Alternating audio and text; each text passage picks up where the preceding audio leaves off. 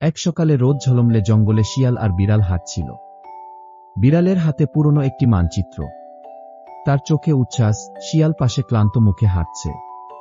বিড়াল বলল, কি শিয়াল, এই মানচিত্রে জঙ্গলের গুপ্তধন লুকানো আছে। শিয়াল, তোর এসব বোকামিতে একদিন মুশকিল হবে। তারা গাছের নিচে গিয়ে মাটি খুঁজতে শুরু করল। হঠাৎ দেখা গেল ঝোপের আড়ালে বাঘ তাদের দিকে তাকিয়ে আছে।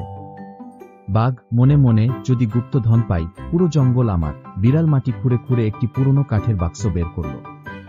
বিড়াল, দেখ, গুপ্তধন পেলাম। শিয়াল সাবধানে পাশে দাঁড়িয়ে দেখে, অফ, সাবধানে থাকতে হবে। হঠাৎ বাঘ ঝাঁপ দিয়ে বাক্স ছিনিয়ে নিল। বাঘ, এখন গুপ্তধন আমার। শিয়াল ও বিড়াল হতভম্ব হয়ে দাঁড়িয়ে রইল। বাঘ বাক্স খুলে দেখে ভিতরে শুধু একটি চিঠি।